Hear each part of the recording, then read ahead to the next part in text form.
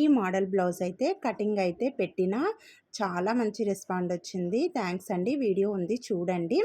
అలాగే లైక్స్ ఇవ్వండి. ఇప్పుడు స్టిచ్చింగ్ చూపించమన్నారు. స్టిచ్చింగ్ కూడా ఈజీగా చూపిస్తున్నా అండి.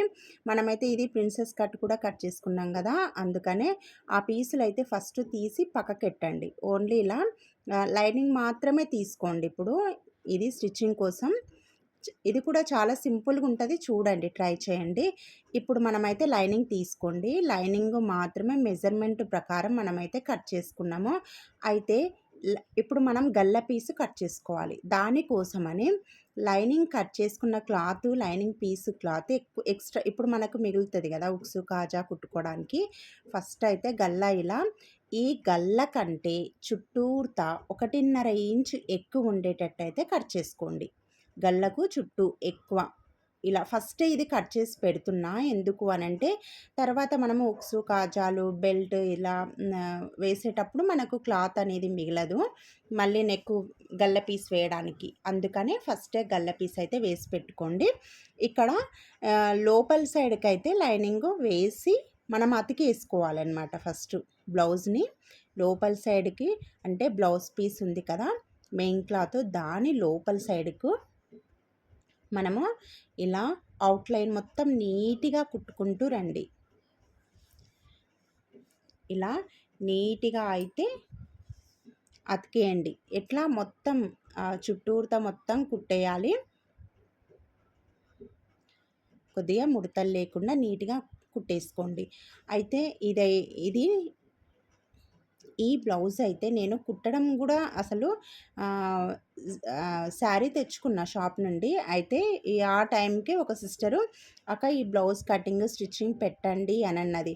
ఇంకా కరెక్ట్ ఈ శారీ అంటే శ్రీశైలం వెళ్ళడానికి తెచ్చుకున్న శారీ ఉందన్నమాట. దానికోసమని సరే కరెక్ట్ టైంకి ఎలాగో ఈ బ్లౌజ్ కుట్టుకోవాలి కాబట్టి ఇంకా ఈ మోడల్ కుట్టుకుంటే సరిపోతుంది అనిపించింది. అందుకే ఈ బ్లౌజ్ మీద అయితే నేను ట్రై చేసిన. కాకపోతే ఒక డౌట్ ఉన్నది, అంటే ఇలా పట్టు టైపు బనారస్ క్లాత్లకు బాగుండదా అని అనుకున్నా నేను.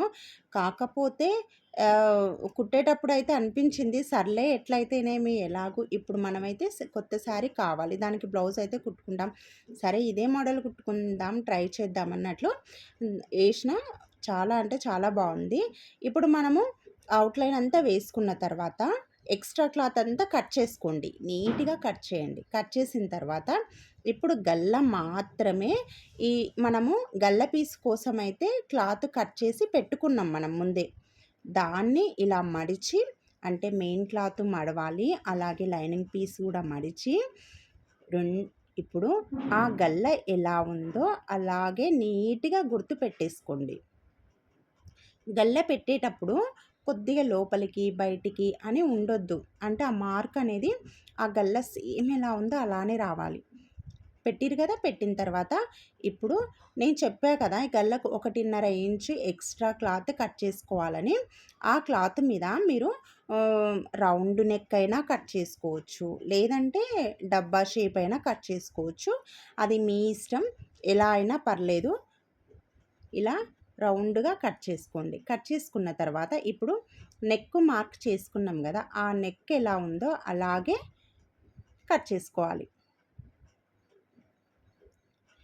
ఇది గల్ల పీస్ అనమాట. మనం వేరే బ్లౌజ్లో కూడా వేసేటప్పుడు ఇలాగే కట్ చేసుకుంటాము మనము.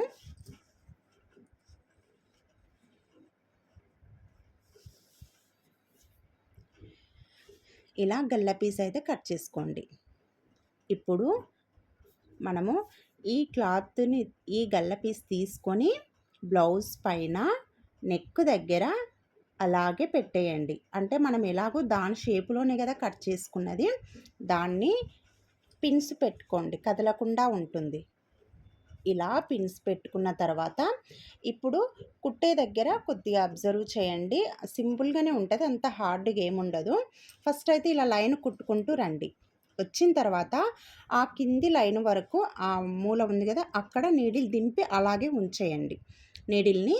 తర్వాత ఇప్పుడు పైన మూల ఉంది, ఈ పైన మూల ఉంది కదా, అక్కడ ఈ థ్రెడ్ మనం గల్ల పీస్ అనేది ఇలా అంటే బ్లౌజు పైన గల్ల పీసుకు మధ్యలో ఇలా థ్రెడ్ అయితే ఇప్పుడు మనం 3.5 ఇంచుల ఉంటుందన్నమాట అది.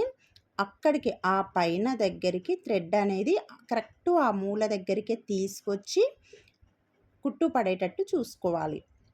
ఇదిగోండి. ఇది కుట్టేటప్పుడు అంటే డోరీ అక్కడ పెట్టేటప్పుడు గూడా ఆ డోరీ మీద కుట్టు పడాలి. ఇంకొకటి డోరీ జరుపుకుంటూ కుట్టండి. ఎందుకు అనంటే ఆ మూలకు పెడితే డోరీ ఉంటది కదా అని అనుకుంటే కాదు. ఆ డోరీ కుట్టేటప్పుడు మనము అటు సైడు, ఇటు సైడు అయితే అక్కడ కుట్టు పడి ఆ మూల కరెక్ట్ షేప్ అనేది రాదు. అందుకని కరెక్ట్ ఆ మూల దగ్గరనే డోరీ ఉండాలి. ఆ మూల దగ్గర మాత్రమే డోరీ మీద కుట్టు పడాలి. అలాగనమాట. ఇప్పుడు చూడండి. ఇప్పుడు ఇంకొక సైడ్ కుడదాము. ఇదిగోండి ఇలా. ఇప్పుడు అర్థమైంది కదా! ఆ మూల దగ్గర డోరీ పెట్టేసేయండి. గల్ల పీసును ఇలా పైకి అని ఆ డోరీ మూల దగ్గరనే కరెక్ట్ డోరీ ఉందా లేదా చెక్ చేసుకోండి. ఆ మూల దగ్గర ఉంది అన్న తర్వాత ఆ డోరీ మీద మూల మీద పెట్టేసి కుట్టుకుంటూ వచ్చి ఆ మూల మీదనే నీడిల్ దింపాలి. దింపి ఆ డోర్ మీద కూడా కుట్టు పడేట్టు చూడండి.